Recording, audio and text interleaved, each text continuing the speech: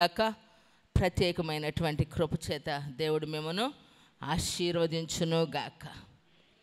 అనుదినము ఆయన నామమును బట్టి మనం ఎందుకు కూడుకోవాలి? అనుదినము ఆయన నామమును బట్టి మనం ఎందుకు ప్రార్థన చేయాలి? ఈ విధంగా మనము ఆత్మీయులైన దేవుని పిల్లలు కూడుకొని ఉండుట దేవునికి మహిమ. ఎందుకంటే భక్తుడు అంటాడు, నీవు మాతో రాని ఎడల లేని ఎడల మాకు ఆశీర్వాదము లేదు, కూడుకొనుట వ్యర్థము అంటారు.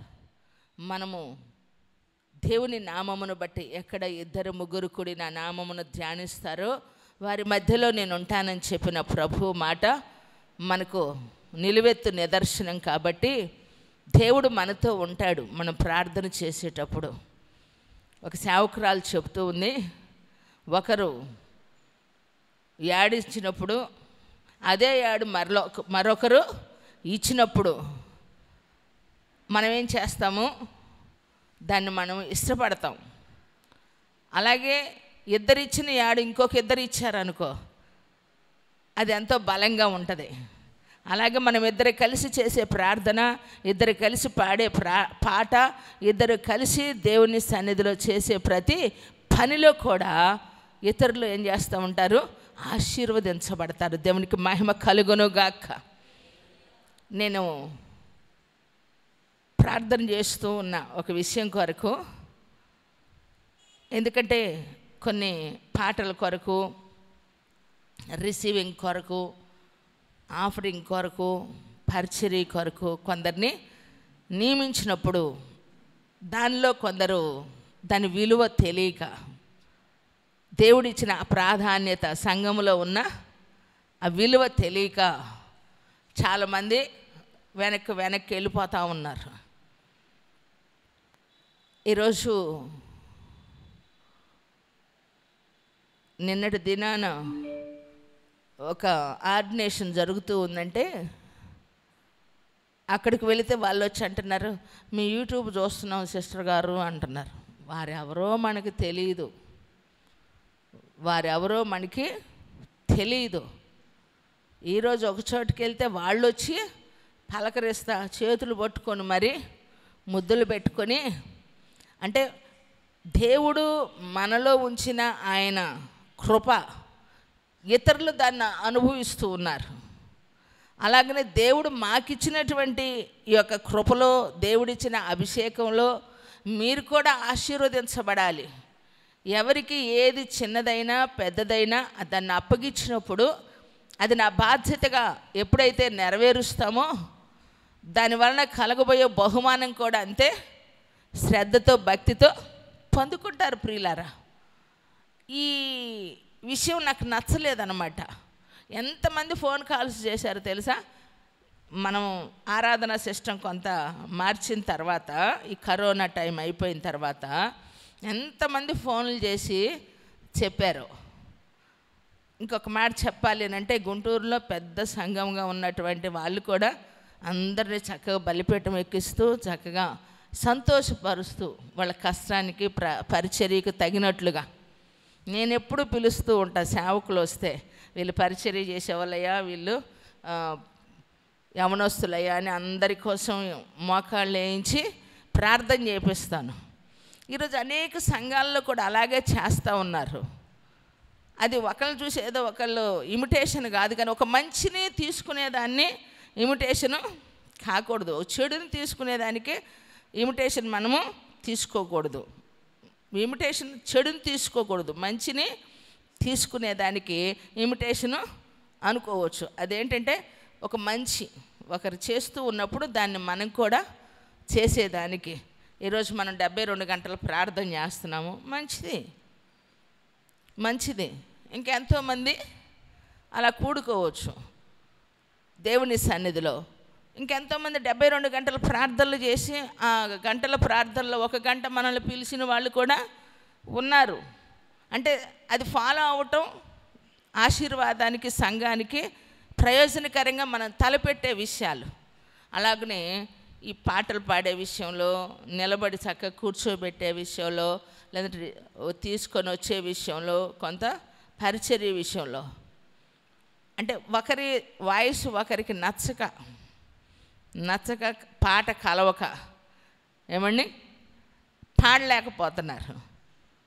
చక్కగా ఒక పాట పాడేటప్పుడు సిద్ధపడి రావాలి. ఇక్కడికి వచ్చి పాట ఎత్తుక్కొని ఏది పాడదామని చెప్పుకోవటం కాదు. సాక్ష్యం చెప్పాలి అన్న ఎంతోమందిలో ఆదివారము ఒక పావు గంట సాక్ష్యానికి కొంత సమయం మనం హెచ్చిస్తూ ఉన్నామంటే ఆ సమయంలో మనము ఆశీర్వాదకరంగా నువ్వు చెప్పే సాక్ష్యం మొదట దేవునికి మహిమ రావాలి, ఈనేవారికి ఆశీర్వాదము రావాలి.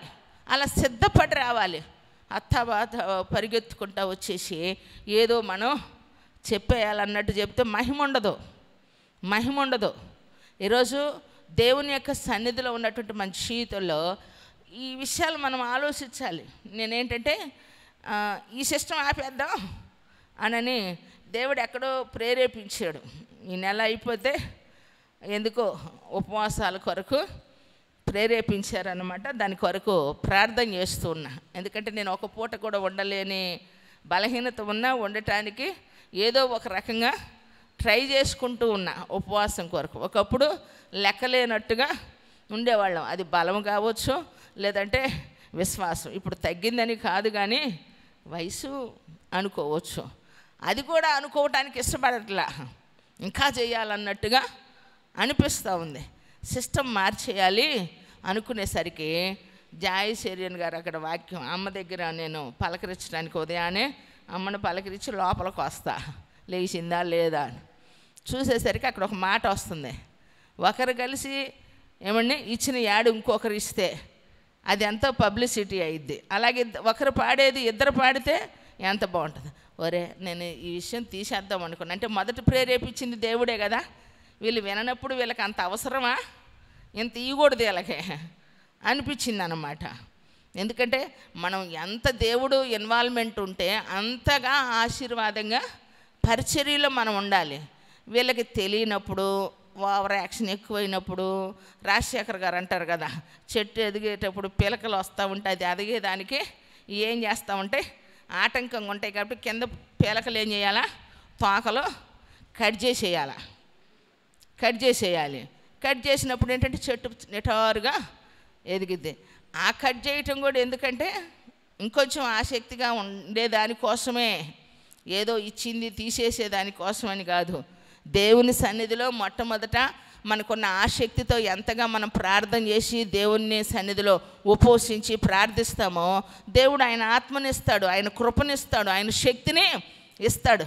అయితే ఆ శక్తిని, ఆ ఆసక్తిని మొదట ఉన్నట్లుగా మనలో లేదనుకో, మనం ఎప్పుడు చక్కపట్లు బాగా ఉద్యోగం కొట్టినట్టే ఉంటాం. వచ్చిన పాట తీసేయడు కదండి. తీసేస్తాడా? తీసేయడు. యేసయ్య ఇచ్చిన గొంతును తీసేస్తాడా? తీసేయడండి. ఇచ్చిన అభిషేకం తీసేస్తాడా? తీసేయడు. యథావిధిగా ఆరాధన చేస్తే ధూమ్ధాం చేసేస్తావు. అరెకరం దున్నినా దున్నుతావు. అభిషేకం వచ్చిందని ఆత్మలో నింపబడి పాటలు పాడతావు, చక్కగా చప్పట్లు కొడతావు. మనకు అంతగా అలవాటు లేదు చప్పట్లు కొట్టడం. మనకు పెళ్ళికి వచ్చిన పెద్దల్లా కూర్చుంటారు కదా పాట పాడేటప్పుడు. ఏమండి అది కూడా అడుగుతున్నా, యేసయ్య ఉద్యమం ఎప్పుడు తీసుకొస్తావు, దేవునికి మహిమ కలుగునుగాక. అంటే ఏదో నలుగురు మనల్ని పొగిడారని దాంతో తృప్తి పడకూడదు. దేవుడికి మనసుకి ఏమండి హత్తుకునే విధంగా మనం పరవశిస్తే ఆయన తట్టుకోలేక ఏమండి మనల్ని ఎత్తుకునే విధంగా మనం ఉండాలి అని అంటే ఇప్పుడు కొట్టే చప్పట్లు, ఇప్పుడు చేసే ప్రార్థన, ఇప్పుడున్న ఆత్మీయ జీవితం సరిపోదు. కాకపోతే మనం అడ్జస్ట్ అవుతున్నాం. దేనిలో అడ్జస్ట్ అవ్వము, దీనిలో మాత్రం ఎంత సర్దుబాటు చేసుకుంటామో వచ్చే విషయంలోనైనా ఏమండి చక్కగా దేవుని సన్నిధిలో ఉండే విషయంలోనైనా మనకి ఎన్ని అవకాశాలు కల్పిస్తాడో అపవాది. నీకు ఎందుకని రాలేకపోతున్నావు పాపం కదా, అలిసిపోయావు పాపం, బాధ్యత పాపం, కుటుంబం పాపం. ఏమని వాడు పాపం అంటానే ఉంటాడు, నీకు పెరిగిపోతానే ఉంటుంది. నువ్వేమవుతావంటే అవును కదా అనుకొని అడ్జస్ట్ అయిపోతావు. భక్తిలో అడ్జస్ట్ అవ్వమాక, రాజీ పడమాక. నేను ఎప్పుడైతే తీసేద్దాం ఈ సిస్టమ్ అనుకున్నానో వెంటనే ఆమె మాట్లాడినప్పుడు నిజమే కదా, ఒకరు కలిసి ప్రార్థన చేస్తే ఒకరు, ఇద్దరు చేస్తే దాని పొట్టు వేరు, నలుగురు చేస్తే వేరు, అలాగే నలుగురు పాడితే. ఆమె ఒక్క మాటే చెప్పింది. ఆ మాటకి నేను సరెండర్ అయ్యి సిస్టమ్ తీయకూడదు కానీ సిస్టాన్ని ఇంకొద్దిగా బలపరచాల. కొట్టు చప్పట్ల గట్టిగా ప్రైజ్ ది లార్డ్, హల్లెలూయా. సేవకులు ఎక్కడా బాధపడ్డారు కానీ చెప్పిన మాట విననప్పుడు మాత్రమే బాధ కలిగిద్ది. దేని కొరకు చెప్తారంటే, ఏది చెప్పినా సంఘంలో ఒక పని మనము తలపెట్టామంటే అది ఎవరి ఆశీర్వాద కొరకు, ఒక కార్యక్రమాన్ని మనం ఏర్పాటు చేశామంటే అది ఎవరి కొరకు? ఏమండి, దైవజనులు ఫోన్ కలిసింది, 4 రోజుల్లో కూడిక ఏర్పాటు చేశాం, ఖర్చు ఎంత అని చూసుకోవాలా, పిల్లలు సంతోషంగా ఉండాలా, అందరూ చక్కగా నేర్చుకుంటున్నారు, మన పిల్లలు కూడా ఇంకొద్దిగా సంతోషపెడితే బాగుండు అనుకున్నాం. సేవకులు వచ్చారు, ఏమండి, పిల్లల్ని ఎంతో సంతోషంగా నడిపించారు. ఎప్పుడు లేనంత సంతోషం, ఎప్పటికప్పుడే మనకి కృప కదా, మన దగ్గర అటు అభిషేకం ఉంది. అయితే అంతకంటే ఎక్కువ ఆ పరిచర్యలో ఉన్నారు కాబట్టి ఈసారి ఈ పిల్లలు ఇంకొంచెం నేర్పించేదానికి, ఇంకొక మాట చెప్పాలంటే వారు ఇచ్చేదేమో వారు వచ్చేదేమో కానీ మన దగ్గరికి వచ్చిన వాళ్ళంతా మన దగ్గర తీసుకుపోదామని చూస్తారు. కానీ ఆయన ఏమన్నారు తెలుసా, నానా అత్తమ్మ ఫోన్ మాట్లాడు, నేను ఒక మాట ఇచ్చాను, నువ్వు ఆమె అను అను అంటున్నాడు. ఏమని ఆయన అడగండి. అబ్బా ప్రైజ్ ది లార్డ్, హల్లెలూయా. నానా ప్రతి సంవత్సరం అత్తమ్మ పెడితే ఈ VBS క్లాసులకి ఖర్చు మనమే పెట్టుకోవాలి నానా అని నోకరాజు గారు అంటూ ఉన్నారు. కట్టొచ్చులే, నేనేమన్నా. అంటే మన దగ్గర ఏముంది లేదన్నది కాదు, వారికి ఉన్నటువంటి ఆసక్తి, ప్రేమ, మాట మాట మాట అంటే చాలా, ఇవ్వకపోతే అమ్మ నువ్వు వదిలిపెడతావా అంటావా, అది కాదు ఇక్కడ సబ్జెక్టు. ఆ మనిషిలో ఉన్నటువంటి ప్రేమ అన్నమాట. ఆమె నన్ను అనగానే ఆ అబ్బాయి కూడా వాళ్ళ నాన్నలాగే ఓకే ఓకే ఆమెన్ అని అంటా ఉన్నాడు. ప్రార్థన చేయమ్మా అని బిజినెస్ కోసం అబ్బాయిని దేవుడు ఆశీర్వదించాలి, VBS క్లాస్కి ప్రతి సంవత్సరం ఖర్చు పెట్టుకోవాలి అని చెప్పి చక్కగా అలా ఎంతో ఆసక్తి కనపడుతుంది, అప్పుడు ప్రేమ కనపడుతుంది, ఒకరి ఎడల ఒకరికి అభిమానము కనపడిద్ది. ప్రియులారా, ఎందుకు ఇలా మనం కూడుకొనుట అంటే దేవునికి మహిమ వచ్చేదానికి, మనకు ఆశీర్వాదము వచ్చేదానికి. దేవుడిచ్చిన ఏ సమయాన్ని కూడా మన జీవితంలో వృధాగా చేసుకోకూడదు, దేవుడిచ్చిన ఏ అవకాశాన్ని కూడా పోగొట్టుకోకూడదు, దేవుడు మనకిచ్చిన ఏ సమయం కూడా పోగొట్టుకోకూడదు. ఎందుకంటే ప్రతి సమయం, ప్రతి అవకాశం, ఏమండి, ప్రతి దేవుడిచ్చిన కృపనే వ్యర్థపరుచుకోకూడదు. దేవుని సన్నిధిలో ఉన్నటువంటి మన జీవితంలో దేవుని యొక్క అభిషేకాన్ని మనము కలిగి ఉంటాము. కానీ అభిషేకం ఉన్నప్పుడు పాడిన పాట వేరు, ఆత్మతో చేసే ప్రార్థన వేరు, ఆత్మతో పాడే పాట వేరు, ఆత్మతో చెప్పే మాట వేరు అన్నమాట. ఆత్మ లేకుండా మనం చెప్పినా, పాడినా, చప్పట్లు కొట్టినా, భాషలు మాట్లాడినా, ఏమండి, ఆత్మతో నింపబడినట్టుగా ఉన్నా అది పని చేయదు. ఇచ్చింది తీసేయడు కానీ ఏమండి అది పని చేయదు, అంతే. ఉన్నట్టుగా ఉంటాం కానీ ఏమీ ఉండదు. అందుకనే అనుక్షణం దేవుని సన్నిధిలో ఆయన కృపను మనము వ్యర్థపరుచుకోకూడదు. ఎంతోమంది అంట దేవుడు అనుగ్రహించిన కృపను వ్యర్థపరుచుకున్నారట. తీనక్కర్లేదు, ఎఫెసీలకు రాసిన పత్రిక 6వ అధ్యాయంలో ఉంటుంది, కొరింథీయులకు రాసిన పత్రికలో తీయొద్దు, వ్యర్థపరుచుకున్నారంట. ప్రియులారా, ఈరోజు మనం వ్యర్థపరుచుకోకూడదు, దానిని ఏమని ప్రయోజనకరంగా మార్చుకోవాలి. దేవుని సన్నిధిలో ఉన్నటువంటి మన జీవితంలో ఉన్నతమైన కృపను మనము అనుభవించాలి. ప్రార్థన అనే దానికోసం ఇచ్చేటువంటి ప్రాధాన్యత ఎప్పుడైతే దేవుని సన్నిధిలో ఉపవసించే దాని కొరకు ఏమంటే అలా మనం ప్రాక్టీస్ చేయాలి, సాధన చేయాలి. మన దేవుని సన్నిధిలో పోరాడటం అనేటువంటిది నేర్చుకోగలిగినప్పుడు మనం చేసే ప్రార్థన ఎంత ప్రయోజనమో దాన్ని గ్రహించాలి. ఒకరిగా చేసేది, నలుగురుగా చేసేటువంటి దానిలో ఉన్నటువంటిది బలపరుచుకోవటం అనేటువంటిది ఏమండి ఒకరికి ఒకరు బలాన్ని ఇచ్చుకునే విధంగా, ప్రోత్సహించుకునే విధంగా, దేవుని సన్నిధిలో పురికొల్పుకునే విధంగా, దేవుని సన్నిధిలో దేవుని సాహస కార్యాలను మన జీవితంలో చూడగలగాలి అని అంటే అద్భుతమైన దేవుని శక్తిని మనము అనుభవించాలి. దేవునికి మహిమ కలుగును గాక. ఏమండి, కరోనా టైంలో 6 లక్షల రూపాయలు ఆక్సిజన్ పెట్టినందుకు ఏడ్చాడంట ఒక వ్యక్తి. ఆక్సిజన్ పెట్టినందుకు, ఐసీలో ఉంచి ఆక్సిజన్ పెట్టినందుకు 6 లక్షల రూపాయలు కట్టినందుకు బోర్ని ఏడ్చాడంట. మరి 20 లక్షలు పెట్టిన వాళ్ళ సంగతి, డబ్బు ఖర్చు అయింది కాదు అక్కడ సబ్జెక్టు. అతను ఏడ్చింది ఎందుకంటే నాకు 6 లక్షలు ఖర్చు అయినాయి అన్నందుకు కాదు, కొద్ది రోజులు నేను ఐసీలో ఉండి నాకు ఆక్సిజన్ సరిపోయే దానికోసం నాకు డాక్టర్లు ఇచ్చే ఆక్సిజను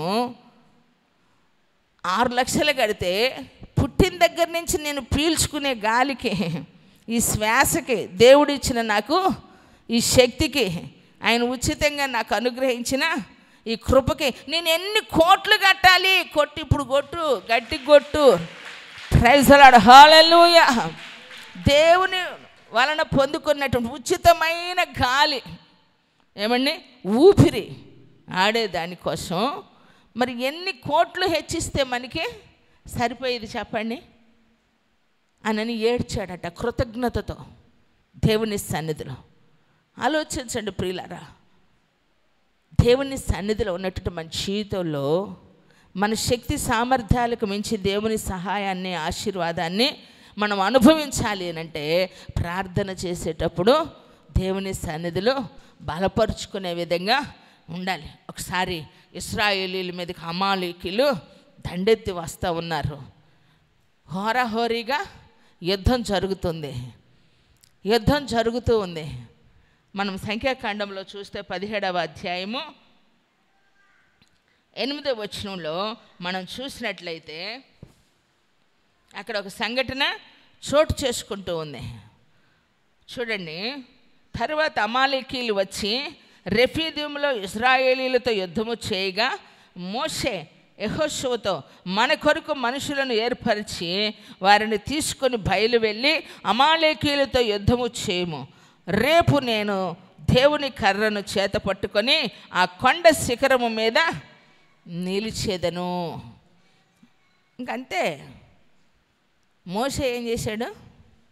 చక్కగా యెహోషువతో చెప్పిన ప్రకారము మారు మాట మాట్లాడకుండా యెహోషువ ఏం చేశాడండి? యుద్ధానికి వెళ్ళాడు.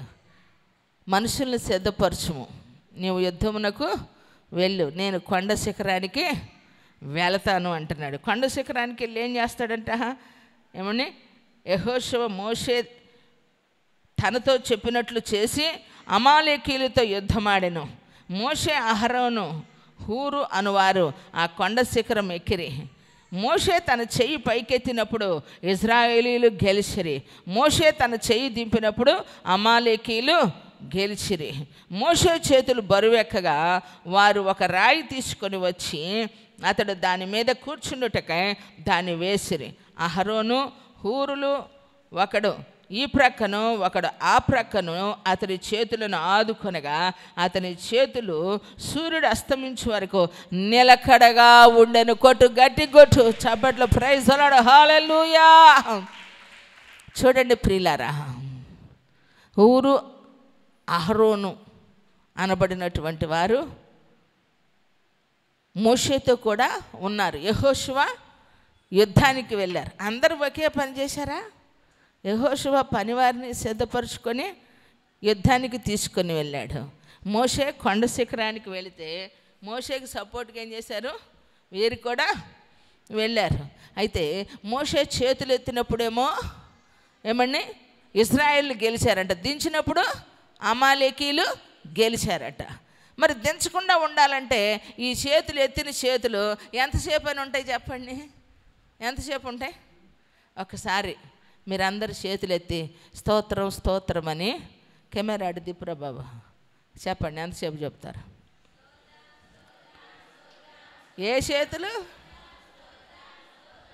ఇలా చేతులు ఎత్తి చెప్పండి.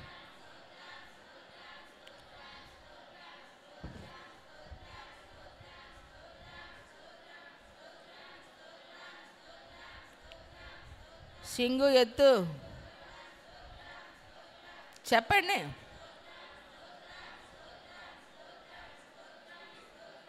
నిటారుగెత్తు, పొనుకోబెట్ట మాక చేతులు ఎత్తు.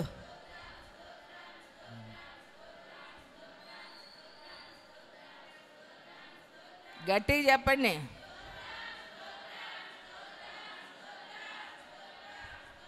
బ్రదర్స్ వెనక బాల్కనీ కింద అందరి చేతులు ఎత్తి తీయమ్మా.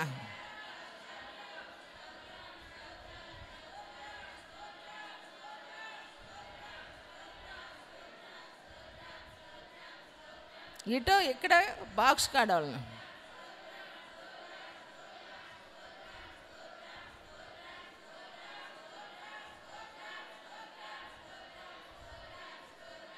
దించండి. ఆమేన్. అమ్మయ్య, ఇక్కడ నాకు వచ్చేసింది అన్నమాట. మీకున్న పెయిన్ ఎంతమందికి నొప్పులు వచ్చినాయి చెప్పండి. నిజంగా చేతులు ఎత్తండి. నొప్పులు వచ్చినాయా లేవా? ఏం చేయనయ్యా? తప్పకుండా వస్తాయి. ఇంకొక అదే 5 నిమిషాలు చెప్పిస్తే ఇంకెలా అయిపోతాయి. ఇంకొక 5 నిమిషాలు చెప్తే ఇలా అయిపోయి ఇంకా అసలుకి ఇంక ఇలా అనుకోవటమే, తెలియకుండా ఎక్సర్సైజు వచ్చేసిద్ది.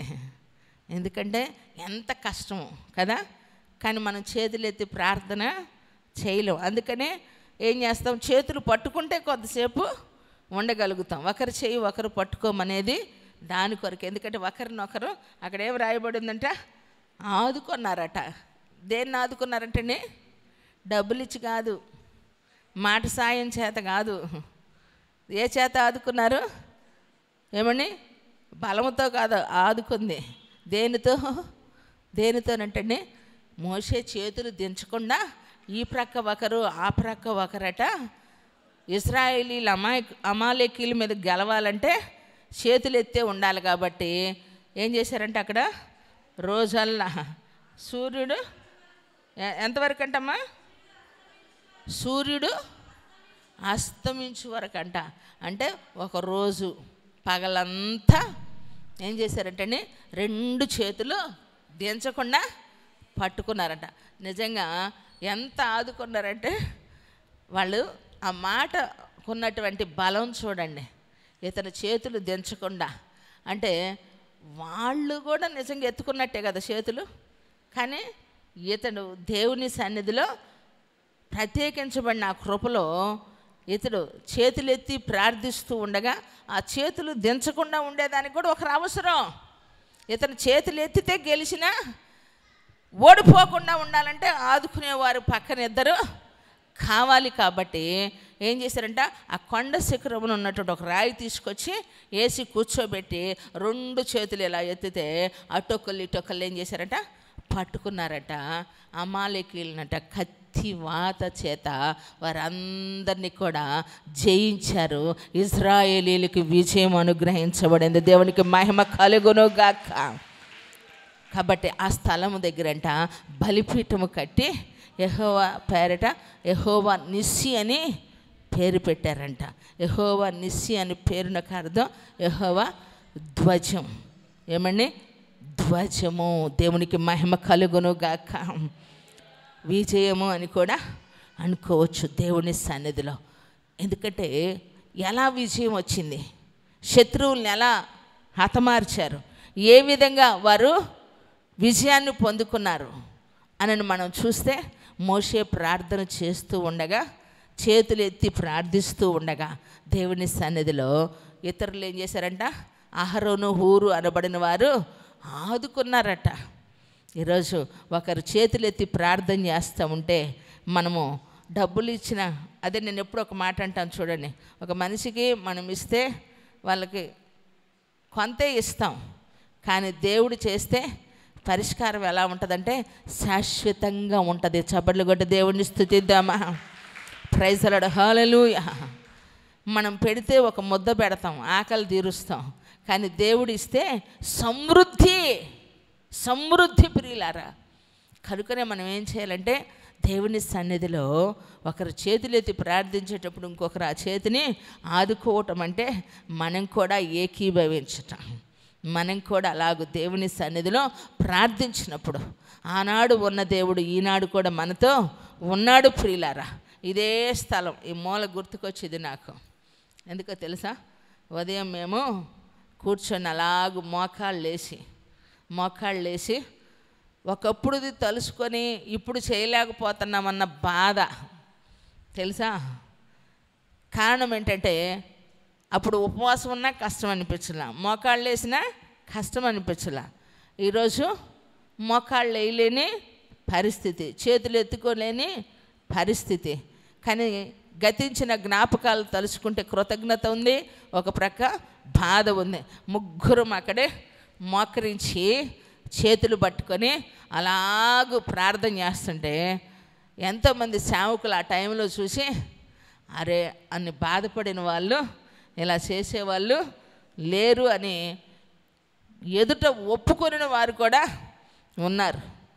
రక్త సంబంధం పంచుకోకపోయినా నువ్వు నా రక్త సంబంధివి అని అనిన వారు కూడా బయట నుంచి వచ్చినటువంటి సేవకులు చూసి అన్నారు ప్రియులారా. అలా చేతులు ఎత్తి చేసిన ప్రార్థనలో ఎన్నో కార్యాలు చూసాం. ఈరోజు దేవుని పని మనం చేయగలుగుతూ ఉన్నామంటే మనం ఒకప్పుడు ఓపికన్నప్పుడు కష్టపడితే మన అవసాన కాలంలో దేవుని సన్నిధిలో మనం కష్టపడలేనప్పుడు మనం కష్టపడి దాచిపెట్టుకున్న డబ్బులు ఏ విధంగా మన కష్టకాలంలో ఉపయోగపడుతూ ఉంటాయో చేయగలిగిన టైంలో చేసే ప్రార్థన ఒక అడ్వాన్స్ లాగా మనము ఉంచుకున్నప్పుడు తెలుసా, దేవుని ఆత్మ అనే సంచి కరువును కూడాట మీరు ఎఫెసీలకు రాసుకున్న పత్రికలో తర్వాత మీరు కొరింథీయులకు రాసిన పత్రికలో చదివితే మొట్టమొదటి పుస్తకంలోనే ఉంటుందన్నమాట. అడ్వాన్స్గా అంట ఆయన ఆత్మ అనే సంచి కరువును మన కొరకు ఉంచాడంట. మరి అలాగనే మనం కూడా అడ్వాన్స్గా ఏమండి బ్యాంకు బ్యాలెన్స్ ఉన్నోళ్ళు ఎంత బాధపడతారో, ఏమండి ఎంత సంతోషంగా ధైర్యంగా ఉంటారో. మరి అలాగనే ప్రార్థించేటువంటి ప్రార్థన ఎప్పుడైతే మనము దాన్ని బ్యాంకు బ్యాలెన్స్ లాగా దాచిపెట్టుకున్నట్టుగా ఉంటే మన కష్టకాలంలో ఆ ప్రార్థన మనకేం చేసేదో తెలుసా, ఉపయోగపడింది. మనకే కాదు, మన పిల్లలకే కాదండి. నువ్వు ప్రార్థించే వ్యక్తిగా ఉంటే నువ్వు దేశానికే ఒక విజయాన్ని కలుగు చేసే ఒక సూచనవి. నువ్వు దేవునికి మహిమ కలుగును గాక. నీవు ఒక విజయ సూచికవు తెలుసా. దేవుని సన్నిధిలో ప్రార్థన అనేటువంటి దానికి ఉన్న బలం అలాంటిదండి.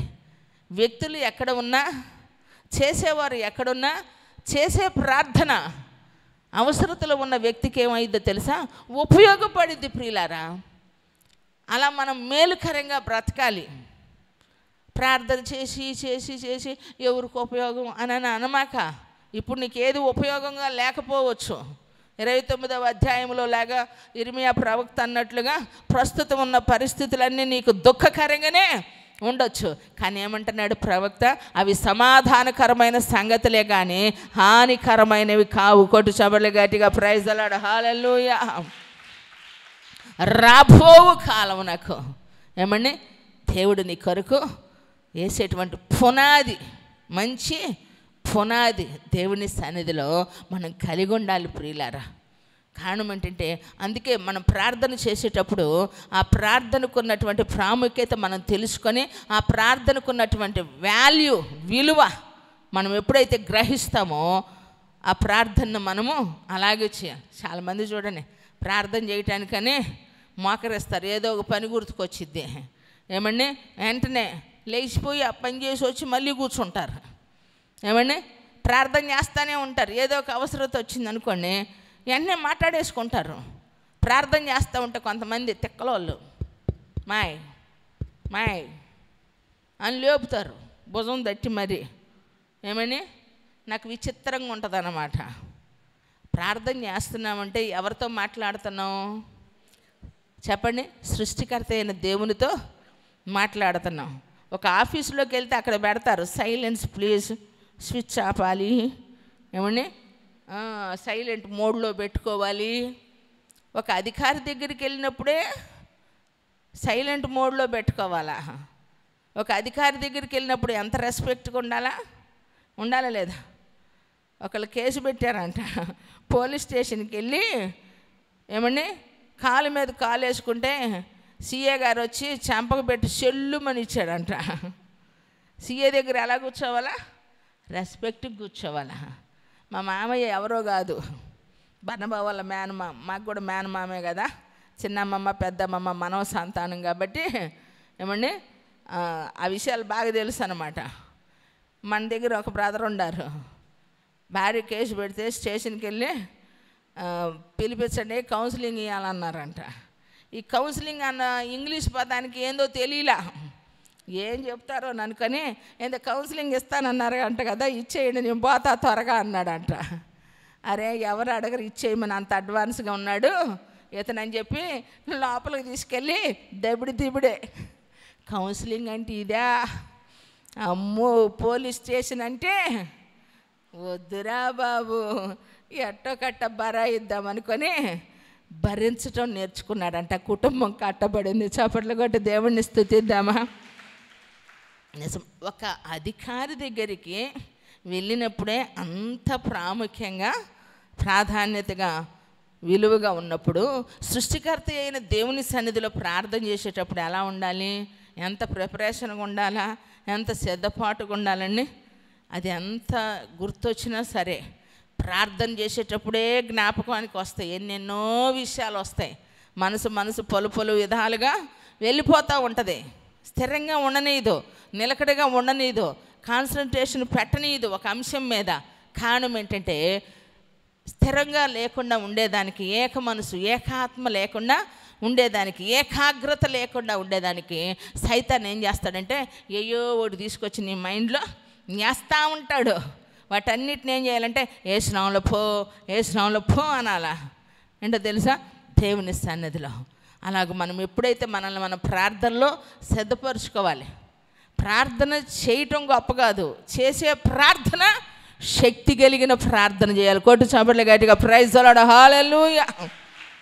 ప్రార్థన అనేటువంటిది దేవునిలో మనం ఇన్వాల్వ్మెంట్ అయ్యేటువంటి, ఐక్యపరిచేటువంటి అభిషేకాన్ని మనము దేవుని సన్నిధిలో పొందుకున్నప్పుడు మరి దిక్కులు చూడకూడదు, అటు ఇటు చూస్తూ మన పనులు గుర్తొస్తే మరలా చేసుకునేది కాదండి. అంత కాన్ఫిడెంట్గా దేవుని సన్నిధిలో ప్రార్థించడం మనము నేర్చుకోవాలి ప్రియులారా, దేవుని సన్నిధిలో. ఎందుకంటే చాలామంది అంటారు దేవుడు ప్రార్థన చేసేటప్పుడు యేసుప్రభువారు ఎక్కడైనా కళ్ళు మూసుకున్నట్టుందా అంటారు. నిజంగా ఎప్పుడైనా మీకు ఆ ఆలోచన వచ్చిందా? మీరు అమాయకులే, రాదు మీకు. చెప్పేదే వింటం కష్టమైతే అంత రీసెర్చ్ చేయడు. ఇంకా యేసుప్రభువారు ఎక్కడైనా కళ్ళు మూసుకున్నారా ప్రార్థన చేసినప్పుడు? ఆయన కళ్ళు మూసుకోవాలా. ఎందుకు? ఆయనకి ఏకాగ్రత ఉంది. నీకుందా అంత ఏకాగ్రత? కళ్ళు మూసుకుంటేనే ఎన్నో రకాలైన రింగులు తిరుగుతుంటే ఇంకా కళ్ళు తెరిస్తే ఆమెను చూడగానే ఒకటి వచ్చిద్ది, ఏమని చూడగానే ఒకటి వచ్చిద్ది, ఏమని చూడగానే ఒకటి వచ్చిద్ది. ఏమండి, ఒక్కొక్కసారి వాక్యం చెప్తా నేను కూడా ఎవరు నన్ను చూశాను అనుకో, కరెక్ట్గా పాయింట్ అవుట్ చేయడానికి వాళ్ళే మైండ్లోకి వస్తారు. వాళ్ళు నేను అప్పుడు దేవుడు చూపించాడని అనుకొని వాళ్ళతో మాట్లాడానా, వాళ్ళతో ఉందే అక్కాయి నన్ను చూడగానే చెప్పింది. అందుకని చాలామంది ఎదురు కూర్చోకుండా ఉంటే సమస్య లేదని వెనక కూర్చుందాం అనుకుంటారు. ఏమండి, ఒక్కొక్కరు చెప్తూ ఉంటారు నన్నే టార్గెట్ చేశారు ఇవ్వాలని చెప్పి. సేవకులు టార్గెట్ ఒకరిని చేయరండి, టార్గెట్ ఒకరిని చేయరు. అది ఏదైనా కారణం ఉంటే అదే కనపడతా ఉంటుంది, అదే వచ్చింది. కానీ కొన్ని జ్ఞాపకం వస్తాయి. మనిషిని చూడగానే ఒక ఐడియా వచ్చింది కదా ఒక మనిషిని చూసినప్పుడు. అందుకే యేసయ్యని వాక్యం చెప్పేటప్పుడు ప్రారంభపు దినాల్లో ప్రార్థన చేశాను అనమాట. ప్రభువా, నేను ప్రసంగం చేయాలి అని అంటే మనుషులు చూస్తే చేయలేను కాబట్టి నేను ప్రసంగం చేసేటప్పుడు సిలువను నా కళ్ళ ఎదుట పెట్టుకొని, యేసయ్య సిలువను నా ఎదుట పెట్టుకొని, నీ సిలువను నా ఎదుట పెట్టుకొని నేను ప్రసంగం చేయాలి. మనిషిని చూస్తూ చెప్పలేను, అంత ధైర్యం కూడా నాకు లేదు. నిన్ను చూస్తూ వాక్యం చెప్పాలా. చప్పట్లు కొట్టి దేవుణ్ణి స్తుతిద్దామా? ప్రైజ్ ది లార్డ్, హల్లెలూయా. ఎవరిని చూస్తూ? దేవుని సిలువను చూసినప్పుడు ఇంకా ఆ సిలువలో నిష్పక్షపాతంగా ఉంటాము, నిస్వార్థంగా ఉంటాము. ఆయన మనసును కలిగిన వారిగా. అందుకే మన పడకల మీద ఉన్నప్పుడు కూడా మన ఇంట్లో ఆ ఫోటోలు ఈ ఫోటోలు పెట్టుకునే కంటే దైవభక్తి కలిగిన వారి ఇళ్లల్లో చూడండి ఎక్కువగా వాక్యాలే ఉంటాయి. కొంతమందికి ఏమో క్రికెట్ ఉంటాయి, కొంతమంది సినిమా వాళ్ళవి ఉంటాయి, కొంతమంది పొలిటికల్ లీడర్స్ ఉంటాయి. ఈ సంవత్సరం అర్థమైందండి నాకు, సంఘంలో ఎన్ని పార్టీలు వాళ్ళు ఉన్నారు. నేను అనుకున్న క్రైస్తవులు అంటే ఒకే పార్టీ అనుకున్నాను. నా దేవుడు, వాళ్ళ స్టేటస్లు చూసి వాళ్ళ వ్యవహారం చూసి నాకు అర్థమైపోయింది. అంటే సంఘంలో ఇన్ని పార్టీలు. నేను కూడా ఎంత అమాయకమైన నిద్రావస్థలో ఉన్నా కావాలా ఈ విషయంలోనని కళ్ళు తెరుచుకున్నానండి. ఎంతమంది ఉన్నారు ఈ సంవత్సరం అర్థమైంది నాకు. ఇన్ని పార్టీలోళ్ళు ఏమండి ఉన్నారు. అసెంబ్లీలో ఎన్ని పార్టీలు ఉన్నాయో అన్ని పార్టీల ఆదరణకర్త సంఘంలో ఉన్నాయమ్మ. చప్పట్లు కొట్టుకుందామా? గొప్ప మనసుకి ఏం కొట్టారు? గట్టి కొట్టు. ప్రైజ్ ది లార్డ్, హల్లెలూయా. నిజమండి, నాకు ఈ సంవత్సరం అర్థమైపోయింది అంతగా కదా. కారణం ఏంటంటే దేవుని సన్నిధిలో ఉన్నటువంటి మన జీవితంలో ఉన్నతమైన ఆయన కృపను మనము అనుభవించడానికి దేవుడు మనల్ని ఏర్పాటు చేసుకున్నప్పుడు ప్రియులారా, ప్రార్థనకు ఉన్నటువంటి ప్రాముఖ్యతను మనము మరవకూడదు. శత్రువుని ఓడించాలన్నా ఏమని, శత్రువు మీద మనకు జయం పొందుకోవాలి అనన్నా పోరాడేటువంటి పోరాటంలో దేవుని సన్నిధిలో ఆదుకునేవారిగా ఉండాలి. ఏ సాయం చేత మనం ఆదుకున్నది కొంతవరకే, కానీ ప్రార్థన అనేటువంటిది. జయంత అంటే పట్టాపురం నుంచి ఎత్తుకుంటూ మా ఇంటికి వచ్చేదండి. మేము వ్యాపారస్తులం అప్పుడు, ఏమండి వ్యాపారం చేసుకుంటూ భక్తిలో ఎదుగుతున్నప్పుడు ఆమెకి ఏ కష్టం వచ్చినా, జయంత అంటే మీకు తెలియదు కదా, మైండ్లో నాకు తెలుసు అనుకుంటున్నా. ఏమండి ఎవరంటే గవర్నమెంట్ హాస్పిటల్ సూపరింటెండెంట్గా చేసిన ఆవిడ అన్నమాట. ఆమె తన ఇంట్లో సమస్య వస్తే ఎత్తుక్కుంటూ, అరే 2 గంటలు ప్రార్థన చేసుకుందామా, 3 గంటలు ప్రార్థన చేసుకుందామా, షాప్ ఒకరికి అప్పచెప్పేయటం, వెళ్ళి ఇంట్లో కూర్చొని ఆమెతో పాటు మోకాళ్ళ మీద ఉండి ప్రార్థన చేసి దేవుని సన్నిధిలో ఏడ్చేవాళ్ళం. ఏమండి ఆమె చనిపోయినప్పుడు అమ్మ అనే పుస్తకం పేరు ముద్రించి ఆమె యొక్క అనుభవాలు కుటుంబ సభ్యులు వారి వారి పరిచయాన్ని బట్టి రాసినప్పుడు ఆ పుస్తకం చదివితేనే ఎంతో ఏడుపు వచ్చేది. భక్తి కలిగినటువంటి ఒక స్త్రీ. ఏమండి ఆమె చేస్తే వినదా? దేవుడు వెండా? కార్యం జరగదా? జరిగిద్ది. కానీ ఆమె సపోర్ట్ చేసుకుంది ఎవరిని? ప్రార్థనా పరులైన. అందుకే నేను స్నేహం చేసినా సహవాసం చేసినా మనం ప్రార్థనే చేసినా మనము భక్తి పరులైనటువంటి వారిని గుర్తుపట్టలేదనుకోండి, సహవాసంలో కూడా దోషం ఉండిద్ది, ప్రార్థనలో కూడా వ్యత్యాసాలు ఉంటాయి. నిస్వార్థమైనటువంటి భక్తి మనం చేయాలి అంటే గనురాలు గుర్తుపట్టినట్లుగా భక్తి కలిగినటువంటి దైవజనుడని గుర్తుపట్టినట్లుగా భక్తి కలిగినటువంటి వ్యక్తులతో కలిసి మనం ప్రార్థనలో పోరాడినప్పుడు జరగందేది ఈ లోకంలో ఉండదు. కోటు చాపట్ల గట్టిగా ప్రైజ్ ది లార్డ్, హల్లెలూయా. ఎందుకంటే దేవుడు మన పక్షాన ఉన్నప్పుడు మనం ఒకరినొకరు ఆదుకొని ప్రార్థన చేసే విధంగా ఉండాలి ప్రియులారా. ఈ పరిచర్య గురించి కూడా ఆమెకు ఒక మంచి దర్శనాన్ని చూపించారు తెలుసా. ఆమె చనిపోయినప్పుడు తన కుటుంబ సభ్యులు ఏడుస్తూ ఉంటే ఆపరేషన్ ఆ యొక్క ఐసీలోకి తన వాళ్ళని పిలిచింది. ఎప్పుడు నేను చెప్పాను ఏమాట, చనిపోయి ఏడుస్తూ ఉంటే, ఆమె చనిపోయి అందరు కుటుంబ సభ్యులు ఏడుస్తూ ఉంటే ఐసీలోకి పిలిచింది. చచ్చిపోయిన ఆవిడ ఎలా పిలిచింది? కళ్ళు తెరిచింది. చప్పట్లు కొట్టి దేవుడిని స్తుతిద్దామా. ఆమెకి ఇక్కడ ఒక పెద్ద బంగ్లా, అన్ని విధాలైన వసతులు ఉన్నాయి, మంచి ఫంక్షనర్ అన్నమాట. అలాంటి పొజిషన్లో ఉండి కళ్ళు తెరిచి ఏమందో తెలుసా, నాకు అక్కడ నెమ్మదిగా ఉంది, నా కోసం మీరు ఎవ్వరూ ఏడవద్దు. ఏమంటావు? చెప్పిందా లేదా? ఒకే ఒక మాట చెప్పి కళ్ళు మూసేసింది. కొట్టు చాపట్ల గట్టిగా. చూడండి ప్రియులారా, ఉన్నతమైన దేవుని యొక్క కృపను మనము అనుభవించడానికి దేవుడు మనల్ని ఏర్పరచుకుంటే ప్రార్థన చేసే దానిలో ఉన్న బలము ఎంతైతే ఉందో దాన్ని గ్రహించగా ఎన్నో విధాలైనటువంటి ఆలోచనలు తన మునకలైపోతాం. ఒక సమస్య కోసం కింద మీద పడిపోతూ ఉంటాం, పరిష్కారము దొరకదు, అల్లాడిపోతూ ఉంటాం. ఏమండి, ఇక మన పని అయిపోయింది అన్నట్టు, ఇక నేను చేయలేను అన్నట్టు, ఇక సాలిపోయాను అన్నట్టు, ఇక నన్ను మించిన ప్రార్థనా పరులు లేరు అన్నట్టు, ఇక నేను చేయాల్సిందంతా చేసేసాను, అయిపోయింది ఇక అని అనుకుంటాం. అలా అనుకోమాక, అది ఓవర్ యాక్షన్ అంటాను నేను. బైబిల్ చెప్పే పదం ఏంటంటే ఓవర్ యాక్షన్. అయిపోలేదు, ఉంది. దేవుని సన్నిధిలో ఉన్నటువంటి మన జీవితంలో దేవుడు కార్యాలు మనం చూడగలిగినట్లుగా మరొక మాట ఏమనుందో తెలుసా? అంతటి యెహోషువ తన యొక్క కార్యములను ముగించుకొని అప్పగించిన దాన్ని చేసి చనిపోయినప్పుడట, న్యాయాధిపతుల గ్రంథంలో మొట్టమొదటి అధ్యాయంలో మనం చూస్తే, యెహోషువ యుద్ధం చేసేవాడు చనిపోయాడు కదా, మరి ఎవరు యుద్ధానికి వెళ్ళాలి అని చెప్పి ఆలోచనలో పడ్డప్పుడు వాళ్ళు మాత్రం చేసింది ఏమిటంటే, అరే ఇక ఉండోడు వెళ్ళిపోయాడు, మోషే వెళ్ళిపోయాడు, మోషే దగ్గర పరిచారకుడు యెహోషువ వెళ్ళిపోయాడు, ఇక మన పని అయిపోయింది అనుకోలేదు ప్రియులారా. మోషే చేసిన ప్రార్థన, యెహోషువ నడిపించబడిన అనుభవాన్ని ప్రజలు గుర్తుంచుకొని, ఏమని మొదటి అధ్యాయంలో యెహోషువ మృతి పొందిన తర్వాత ఇశ్రాయేలీలు కనానీయులతో యుద్ధము చేయుటకు తమలో ఎవరు ముందుగా వారి మీదకు పోవలసి నది యెహోవా తెలియచేయనట్లు వారు ఏం చేశారట? ప్రార్థన చేయగా. కొట్టు చబలు గట్టి కొట్టి ప్రైజ్ అలాడ్ హల్లెలూయా. ఏమన్నారట? గుద్దులాడుకున్నారా? వాదులాడుకున్నారా? ఏం చేయలా? విమర్శ చేసుకున్నారా? లేదు ప్రియులారా.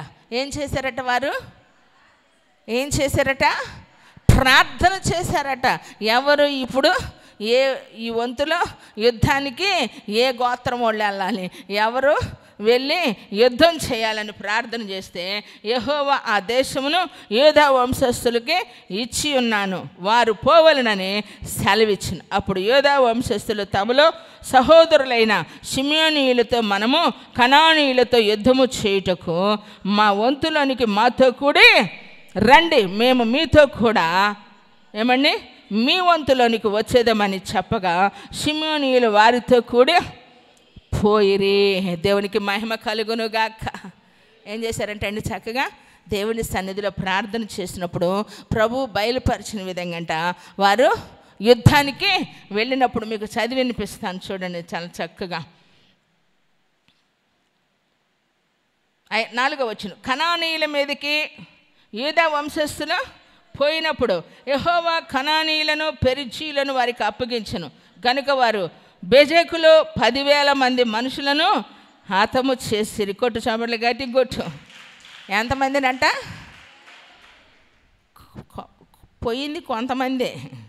దేవుడు పొమ్మన్నప్పుడు పోయినప్పుడు 10,000 మందిని హతమార్చారట. ఏమండి, అయితే మనం చిన్న పామునైనా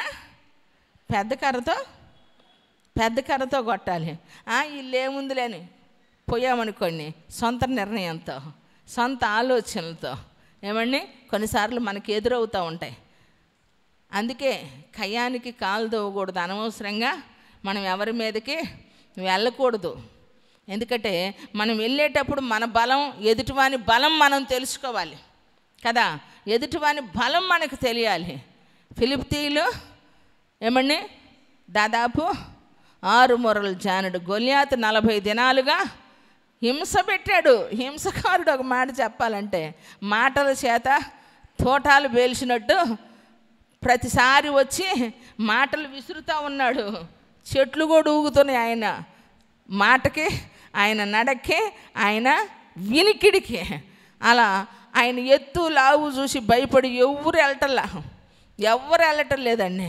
కానీ ఆయనకు బలమును అనుగ్రహించిన బలవంతుడైన దేవుని సన్నిధిలో బలం పొందుకొనిన వాడే సున్నతి లేని ఈ ఫిలిష్తీయుడు ఎంతటి వాడు. ఏమంటాడు తెలుసా? దావీదు నేను వెళ్తాను యుద్ధానికంటే వీడు చిన్నపిల్లలు ఏదో పిసికలు పట్టేటట్టు, కాకులు కొట్టుకునేటట్టు, ఏదో అడవిలో ఆట ఆడుకునేటట్టు, 4 గొర్రెలు మేసుకునేటట్టు ఉంటే శత్రువు మీదకి వెళ్తాను అంటున్నాడు. నేనేం కుక్కనా? నా మీదకి వచ్చినట్టున్నావు, నీ మాంసాన్ని కాకులు గద్దలకి వేస్తానంటాడు. కానీ ఇతని ధైర్యం చెక్కు చెదరల, విశ్వాసం సన్నగిల. ఏమంటాడు? సున్నతి లేని ఫిలిష్తీయుడు ఎంతటి వాడిని? యుద్ధము యెహోవాదే, నేను కాదు యుద్ధం చేసేది. ప్రైజ్ ది లార్డ్, హల్లెలూయా. యుద్ధము యెహోవాదే అని చెప్పి దేవుని పేరట, నా దేవుని పేరట ఇతని మీదకి నేను యుద్ధానికి వెళ్తున్నానని ఏట్లో 5 రాళ్ళు తీసుకున్నాడు. ఏమని? తన దగ్గర ఉన్నటువంటి ఒక రాయిని తీసుకొని కరెక్ట్గా కొట్టాడండి. నుదుటిని పడింది. ఏమని? బోర్ల పడ్డాడు. వేసింది రాయి ఇటు నుంచి వెనక్కి పడాలా, కానీ రాయి వేసింది చిన్నోడే, కానీ కొట్టిన దెబ్బ వెనక నుంచి దేవుడు కొట్టేసరికి బోర్ల పడ్డాడు. కొట్టు చేపట్లు గట్టి కొట్టు. తన ఖడ్గంతోనే తన్ని చంపి తన తలని పట్టుకున్నాడు. బాలుడు, యవనస్తుడు. కొట్టు గట్టి కొట్టు. ప్రైజ్ ది లార్డ్, హల్లెలూయా. ఎదుటివాని బలం తెలుసుకొని మనము వెళ్ళాలి కదా. అందుకే హాయి దగ్గర దేవుని శక్తిని కాకుండా తమ బలమును ఆధారం చేసుకొని పోయిన చోటల్లో విజయం వస్తుంది. ఈ కొద్ది మంది దగ్గరికి మనం అందరం వద్దు, కొంతమంది వెళ్దాం అనుకున్నారు. కొంతమంది వెళ్ళేసరికి 3000 మంది ఇంచుమించు ఏమైపోయారు? చచ్చిపోయారు. బట్టలు చింపుకునే అంత పరిస్థితి, బూడిద జల్లుకునే అంత పరిస్థితి, అర్థం కాని పరిస్థితి. ప్రియులారా, దేవుని సన్నిధిలో ఈరోజు గ్రహించలేనటువంటి విషయాలు ఎందుకు నువ్వు ఆలోచించి సతమతమైపోతున్నావు అంటే, దైవ నిర్ణయానికి వ్యతిరేకంగా చేసే ప్రతి పనిలో ఓటమి వచ్చింది. కానీ దైవ చిత్తానికి అనుకూలమైనటువంటిది ఏదైతే చేస్తావో దాని వలన ఆశీర్వాదాన్ని అనుభవిస్తాం. దేవునికి మహిమ కలుగునుగాక. కాబట్టి ఇక్కడ 10,000 మందినట ఏం చేశారంటే హతమార్చారట. కొద్దిమందే వంతుల వారిగా, గోత్రాల వారిగా వెళ్ళారు. దేవుడు వెళ్ళమన్నారు కాబట్టి వెళ్ళారు. వారికి శత్రువులను ఏం చేశాడు? అప్పగిచ్చాడు. ఇంకా కింద చాలా బాగుంటుంది 5వ వచనం. వారు బెజెకులో అదోని బెజెకును చూసి వారితో యుద్ధము చేసి కనానీయులను పెరిజీలను హతము చేసిరి.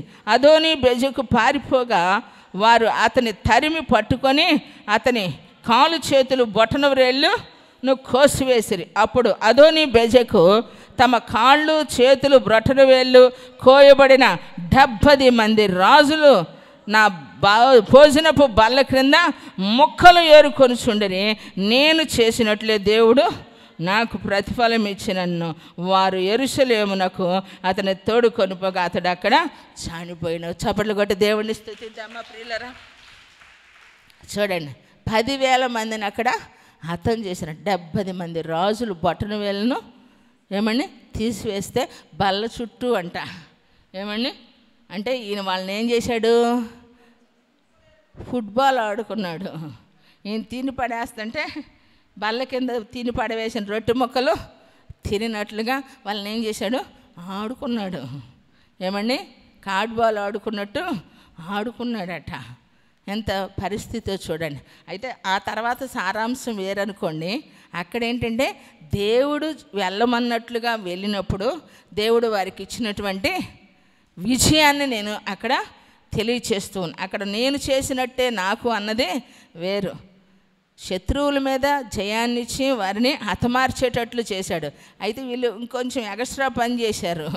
ఏమండి ఎవరు బొటన వేలు తీసి ఎవరినైతే 70 మంది రాజులను ఆయన బల్ల క్రింద మొక్కలు ఏరుకొని తినేటట్టు చేశాడో ఆఖరికి కూడా అదే గతి ఆయనకు కూడా పట్టింది ప్రియులారా. అయితే సబ్జెక్టు నేను చెప్పే మాట ఏంటంటే ప్రార్థనా అంశం.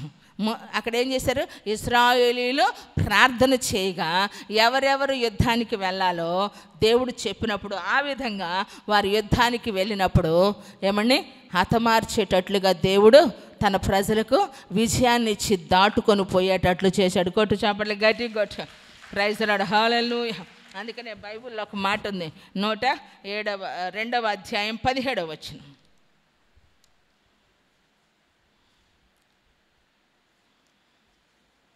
102:17 ఎవరమ్మా?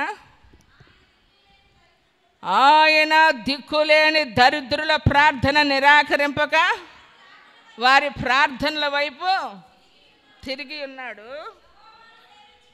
యెహోవాను సేవించుటకై జనములను రాజ్యములను కోర్చబడినప్పుడు మనుషులు సియోనులో యెహోవా ఘనతను యెరూషలేములో ఆయన స్తోత్రమును ప్రకటించినట్లు కొట్టు, చప్పట్లు గట్టి కొట్టు. ఏమండి, ఆయన దిక్కులేని దరిద్రుల ఏమండి ప్రార్థన అంటే ఏం చేయడంట, నిరాకరింపక వారి ప్రార్థనలు ఏం చేశాడంటండి, వైపు తిరిగి ఉన్నాడట. హలో, కొంచెం ఇలా ఇలా అనండి అందరూ. ఎవరి ప్రార్థన? నా మాట చెప్పండి. ఇప్పుడు చదివిన ప్రార్థన చెప్పండి. ఆయన దిక్కులేని దరిద్రుల ప్రార్థనను నిరాకరింపక వారి ప్రార్థనల వైపు తిరిగి నన్ను ఎందుకు పట్టించుకుంటారులే, వచ్చినా చూడరు, పలకరించరు, వాళ్ళనే చూస్తారు, వాళ్ళనే పట్టించుకుంటారు, వాళ్ళతోనే మాట్లాడతారు.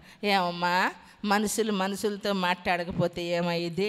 సృష్టికర్త అయిన దేవునితో నువ్వు మాట్లాడుకునే సామర్థ్యాన్ని ఇస్తే మనుషులు నీకు ముఖం తిప్పుకున్నా దేవుడు చెవి పెడుతున్నాడు కదా.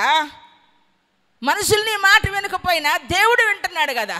మనుషులు నిన్ను నిరాకరించినా దేవుడు నిరాకరించటం లేదే. దిక్కులేని దరిద్రుల యొక్క ప్రార్థన అంటండి. చూడండి ఎంత గొప్ప అద్భుతమో. ఎవరి ప్రార్థన? ఏ దిక్కు మొక్కు లేనప్పుడు, నీ నా అనేవారు లేనప్పుడు, ఒంటరిగా ఉన్నప్పుడు, పట్టకూటి కొరకు, కడుపు తిప్పల కొరకు, కుటుంబ పోషణ కొరకు ఏదో ఒక పని చేసుకొని భక్తి కొరకు ఏమండి భక్తి చేసుకుంటూ ప్రార్థనలో ఎదుగుతూ ఏదో ఒక పని కొరకు వెళుతూ ఉన్నప్పుడు వారు మనల్ని పట్టించుకోకపోవచ్చు. మన పేదరికాన్ని బట్టి వాళ్ళు మనల్ని తక్కువ చేయవచ్చు. మనల్ని ఎవరు అర్థం చేసుకోకపోయినా నీ గోడు వినేవాడు నిన్ను అర్థం చేసుకొని నీ వైపు తిరుగుతాడట. నీ ప్రార్థనల వైపు తిరుగుతాడు. సృష్టికర్తనే నీ వైపు త్రిప్పుకునేటట్లు దేవుడు నీకు ఇచ్చాడు. ఎందుకంటే మన స్థితిని బట్టి మనం బాధపడకూడదు.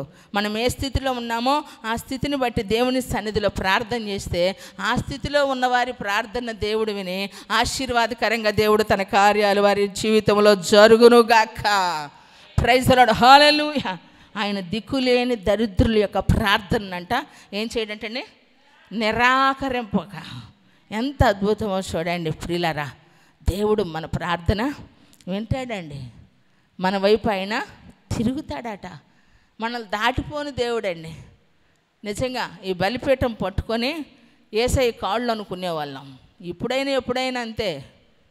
తెలియదు ఇక దేవుడిని అడిగేటప్పుడు, ఏడ్చేటప్పుడు సమాజంలో ఉన్నామా, నలుగురు చూస్తున్నారా అన్నది తెలియదు. శారీరకంగా ఉన్నంత వరకు అది మనకి గుర్తొస్తూ ఉంటుంది. మనం ఏడిస్తే కారంగా ఉంటామేమో, కేకలేస్తే చూస్తూ ఉంటారేమో, మనం అడుగుతుంటే ఏమనుకుంటారు? ఏమండి, ఎవరేమనుకుంటే మనకు వచ్చి ఎవరేం పెడతారు చెప్పండి? ఎవరేమి ఇస్తారు? ఇచ్చే దేవుడి దగ్గరికి వచ్చాం కాబట్టి వచ్చిన వాళ్ళ మీద అడిగే విధానంలో మనం అడిగినప్పుడు యేసయ్య కాళ్ళు అనుకొని, ఈ నీ కాళ్ళు అయ్యా. కొన్నిసార్లు అంటాం కదా, ఈ నీ చేతులు కాదమ్మా నీ కాళ్ళు అయ్యా అని అంటాం కదా. అలాగనే మనం యేసయ్య కాళ్ళు పట్టుకున్నట్టుగా ఏమండి పట్టుకున్నంతగా ఊహించుకొని దేవుని సన్నిధిలో ఏడుస్తూ ఉంటే యాకోబుని దాటిపోని దేవుడు నిన్ను నన్ను దాటిపోతాడని. ఆయన ప్రార్థనను విన్న దేవుడు మన ప్రార్థన వినడా? వింటాడు. మన అనుభవాలు మారుస్తాడు, మన పరిస్థితులు మారుస్తాడు, మన అవసరత తీరుస్తాడు, మనకు కావలసింది చేస్తాడు. అందుకనే బైబిల్ ఒక మాట సెలవిస్తూ ఉంది. 15వ అధ్యాయం 8వ వచనం సామెతల గ్రంథంలో చక్కని మాట ఉంది, చూద్దామా? భక్తిహీనులు అర్పించు బలులు యెహోవాకు హేయములు, యథార్థవంతుల ప్రార్థన ఆయనకు ఆనందకరము. ఇలా కొట్టుకో, ఐఫై కొట్టుకో, కొంచెం ఐఫై కొట్టు. మీ కాలేజీలోనే అలవాట, కొట్టురా బాబు, ఐఫై కొట్టు. అదేంటి సప్పుడు కొట్టు, బ్లడ్ సర్క్యులేషన్ పెరిగిద్ది. ఏమండి, ఏంటంట? యథార్థవంతుల ప్రార్థన ఆయనకి ఎవరి ప్రార్థన? వల్లిచ్చి చేయాల్సిన అవసరంలా. ఏమండి, ఏదో అంశాలు రకరకాలుగా పెట్టాల్సిన అవసరంగా లేదు. మనుషులు వినేదానికి అందంగా చేయాల్సిన అవసరం ఉంటుందేమో, కానీ యేసయ్య వినేదానికి బొంగురు గొంతుతో చేసినా, ఏడిసి చేసినా, నత్తోళ్ళకు చేసినా, మోగోళ్ళకు చేసినా, సైగలే చేసినా, ఎక్కెక్కే ఏడ్చినా, భాషతో చెప్పలేనంతగా నువ్వు ఏడ్చిన, గుండెలో బాదుకున్నా, ఏమండి నువ్వు ఎలా ఉండి చేసినా, ఏ పరిస్థితిలో ఉండి చేసినా హార్ట్ఫుల్గా ఏమండి ఆర్ట్ఫుల్గా. రేపు వేపిస్తా ఒక అమ్మాయి మూతి ముక్కు వంకర బాద్ది పాట పాడుతుంటే ఏం ఆనందించినా ఆనందిస్తున్నారు. వికారంగా ఉండి పాట పాడుతూ ఉంటే ఎంతో ఆరాధన చేస్తూ ఉంది. ఏమండి మరి మనం ఏం చేయాలా? నీవు చేసిన ఉపకారములకు నేనేమి చెల్లింతును, దిదూడు వేలాది పొట్టేళ్ళనా నీవు చేసిన ఉపకారములకు నేనేమి చెల్లింతును. చాలు. అసలు ఆ పదం వెంట పదం ఎంత చక్కగా పాడతా. గర్భఫలమైన నా జ్యేష్ఠ పుత్రుని నీకిచ్చిన చాలునా. ఏ ఫలమమ్మా? ఏ ఫలం? గర్భఫలం. లేనప్పుడేమో ఒక మాట చెబుతారు, పుట్టినాకేమో ఒక మాట చెబుతారు, పెరిగాక ఒక మాట చెబుతారు, చదివాక ఒక మాట, ఉద్యోగాలకి వెళ్ళిపోతారు. ఏమండి ఒకరికొకరు ఇద్దరు తోడు ఉండాలంటారు. ఇద్దరు తోడు కాబట్టి నేను అంటున్నా ముగ్గురు కానన్నా అంటున్నా. ఇద్దరు ఒకరికొకరు తోడు ఉంచుకొని ఒకరిని దేవుని కొరకు వేలాది నదులంత ఇస్తారు. తైలం అంట, నీళ్ళు కాదు తైలం. జ్యేష్ఠపుత్రుడు అంట. ఎవరమ్మ ఇచ్చేది? దేవుని సన్నిధిలో ఇచ్చేది ఎవరు? అలా అని వచ్చేది ఎవరు? అలాంటి కండిషన్లు పెడితే ఎవరు రారు. అందుకే బోధలు కూడా కలుషితం అయిపోయి మనుషులకు అనుకూలమైన బోధలు చేస్తే మనుషులు కూడా సంకలు కొట్టుకొని లొట్టలేసుకొని ఏం కొట్టినా కొడతారు. ఏం అర్థమైందంటే తెలీదు. ఏమండి నవ్వుకునేదానికే సందడే, చేసేదానికి సందడే లేదు. దేవుని సన్నిధిలో ఉన్నటువంటి మన జీవితంలో ఉన్నతమైన కృపను మనము పొందుకోవాలి. ఒక మీటింగ్లో ఏం పాట పాడుకుందామంటే ఈ పాట అడిగారట. ఏమండి అడిగితే పాట పాడిన వాళ్ళు ఎవరు చెయ్యొత్తానంటే కుష్టి వ్యాధితో ఉన్నోళ్ళంట. చెయ్యెత్తింది. ఏ పాట? ఏ పాట? నీవు చేసిన ఉపకారములకు నేనేమి చెల్లింది. ఎవరమ్మా? ఎవరు? కుష్టి వ్యాధిగ్రస్తురాలు అడిగిందంట ఈ పాట పాడుకుందామని. అంతవరకు ఆయన కూడా ఎన్నోసార్లు సింగర్ కదా పాడాడట. అయితే ఆమె అడిగినప్పుడు ఇతని హృదయం ద్రవించిపోయి అప్పటి నుంచి అంట హార్ట్ఫుల్గా పాడటం నేర్చుకున్నాడట, మనసుతో పాడటం నేర్చుకున్నాడట. ఎందుకంటే దేవుని సన్నిధిలో ఆమెకి ఏం మేలు జరిగిందని, కుష్టి వ్యాధితో ఉన్నటువంటి ఆమె ఏ మేలు జరిగిందని కాదు, ఎవరూ చేయలేని మేలు ఆయన చేశాడు. ఏంటంటే సిలువలో మన కొరకు బలి అయ్యాడు. దేవునికి మహిమ కలుగును గాక. ఆయన మన ఎడల చూపిన ప్రేమ ఇంతంతా కాదండి, ఆయన ప్రాణం పోయే అంతగా, మన కొరకు మరణించే అంతగా మన కొరకు త్యాగం చేశాడు ఆయన మన కొరకు. దాని కొరకు మనము ప్రతి క్షణం పాడాలా. ప్రతిదినం ఎంతోమంది కొరకు మనం ప్రార్థన చేయాలి. మనం ప్రార్థన చేస్తూ దేవుని సన్నిధిలో మనము కూడుకొని దేవుని నామమును బట్టి మనము దేవుని నామమును బట్టి ఏ ప్రార్థన అంశాన్ని అయితే ఎత్తిపట్టి ప్రార్థన చేస్తామో ఒక దినాన ఖచ్చితంగా అది కార్యరూపం దాల్చబడటం మనం వినికిడిలో చూస్తాము. దేవునికి మహిమ కలుగును గాక. చివరిగా 141వ అధ్యాయము 41:2 వచనం. నా ప్రార్థన ధూపం వలన నేను చేతులెత్తుట సాయంకాల నైవేద్యము వలన నీ దృష్టికి అంగీకారము లగును గాక. చేతులు పైకెత్తి కొట్టు.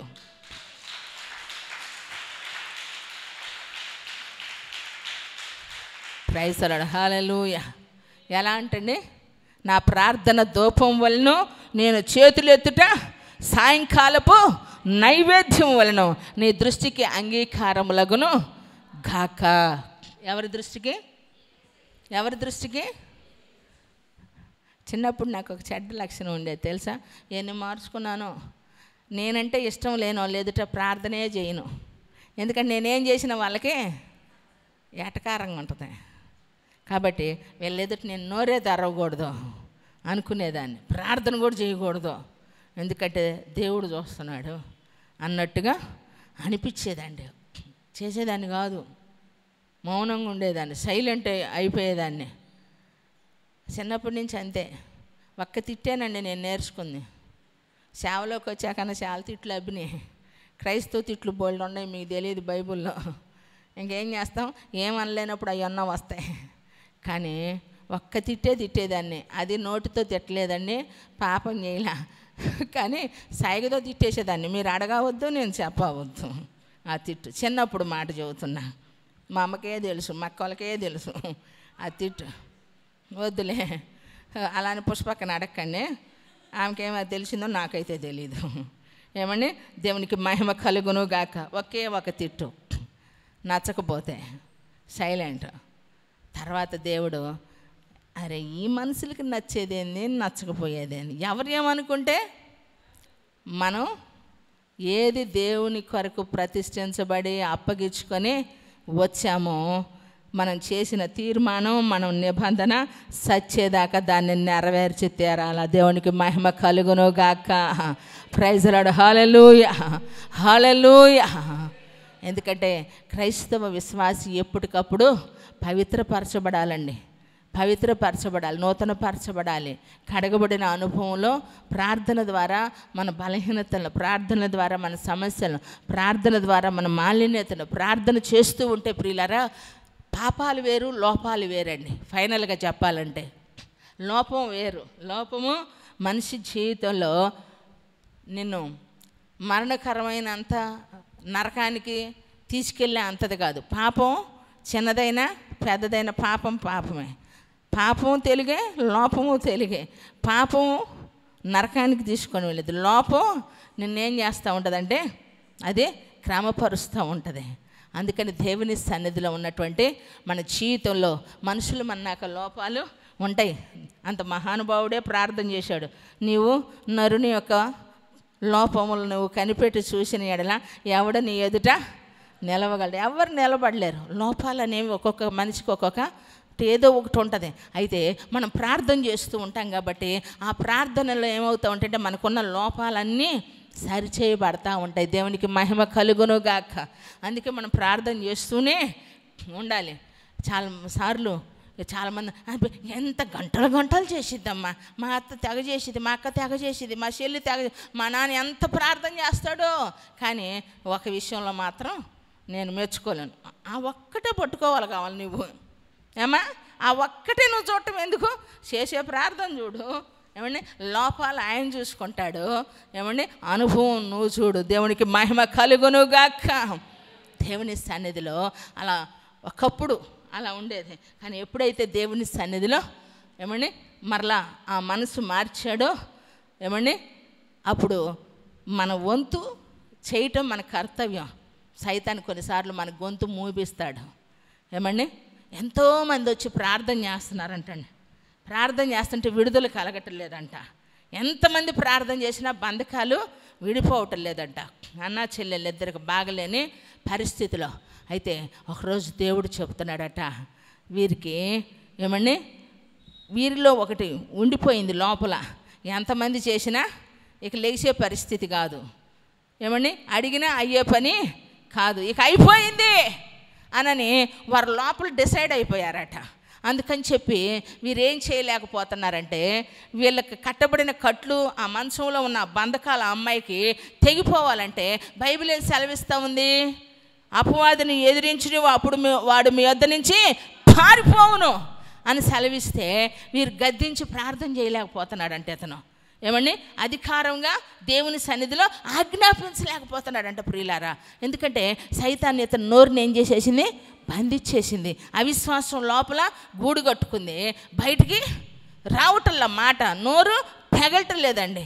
అయితే దేవుడు అంటున్నాడంట, నువ్వు గద్దించి విశ్వాసంతో నీ చెల్లి కోసం నువ్వేం చేయాలా, ప్రార్థన చేయమన్నప్పుడు ఎంతమంది వచ్చి ప్రార్థన చేసినా, ఎంతమంది వచ్చి ఏమండి కట్లు విప్పాలని చూసినా విప్పలేకపోయారు. అయితే ఎప్పుడైతే విశ్వాసాన్ని గూడు కట్టుకునే విధంగా దేవుని సన్నిధిలో బలం పొందుకొని అపవాదిని ఎదిరించి అధికారం కలిగిన నామమును బట్టి ప్రార్థన చేశారో అనేక నెలలుగా పడున్న మంచంలో ఉన్న ఆ బిడ్డంట లేచి కూర్చుందంట. కోటు చాపట్ల గట్టిగా. ఈరోజు సైతాన్ మన నోరులు బంధించేస్తాడు. నోరు తెరవనీయడు, పెదవి బయటకు రానివ్వడు. ఎందుకంటే మోగాళ్ళు నోరుండి మోగోళ్ళు అయిపోతారు. నోరు తెరవనీయడు, ప్రార్థన రానివ్వడు. కానీ నువ్వు ప్రార్థన చేయటం ఆరంభించు, చేస్తూనే ఉండు. పాట పాడకపోయినా తప్పులేదు, ఒక మాటలో చెప్పంటే వాక్యం చెప్పకపోయినా తప్పులేదు, ఏం చేయలేకపోయినా తప్పులేదు. కానీ ప్రార్థన చేయకపోతే మాత్రం పాపం చేసిన వాడిని నగుదును అన్నట్టుగా అదే పెద్ద పాపం. చేస్తూ ఉంటే దేవుడు ఏం చేస్తాడండి? సరిచేస్తాడు, లోపాలను సరిచేస్తాడు. అందుకే ఎదుటి వాళ్ళ లోపాలు మనం చూసే కంటే వాళ్ళు సరి చేసుకుంటారు. అవి మనకొద్దు, మనకెందుకు అనవసరమైన ఎగస్ట్రా లెక్క ఎవరి లెక్క వాళ్ళదే. కాబట్టి దేవుని సన్నిధిలో ఎప్పుడైతే అలా ఉంటాం, ఏమంటున్నాడు భక్తుడు? ఏమండి 141 ఏమంటున్నాడు? నా ప్రార్థన ధూపం వలన, నేను చేతులెత్తుట సాయంకాలపు నైవేద్యం వలన నీ దృష్టికి అంగీకారములగునుగాక. ఈరోజు నీ ప్రార్థన ధూపం వలె, నువ్వు చేతులెత్తుట సాయంకాలపు నైవేద్యం వలె ఆయన ప్రార్థన, నీ ప్రార్థన ఆయనకు అంగీకారములగునుగాక. దేవుడు మీ మనవి ఆలకించును గాక. ఏ విషయం కొరకైతే నువ్వు ప్రార్థించావు అది నిశ్చయమో ఒక దినాన కార్యరూపము దాల్చబడును గాక. నీవు చూసుచుండగానే నీ కన్నులు ఎదుట అవి నెరవేర్చబడును గాక. మరి రాని వారికో, అడగని వారికో, ఏమండి చేతులు బలపరుచుకొని వానికో మరి ఈ వాగ్దానం ఉంటుందా? ఈ మాట ఉంటుందా? ఉండదు. అందుకనే ఏ సమయాన్ని, ఏ అవకాశాన్ని కూడా పోగొట్టుకోకుండా దేవుని సన్నిధిలో ఉండాలి. కొద్ది మాటలు దేవుడు ఆశీర్వదించి దీవించును గాక. లేచి నిలబడదామా?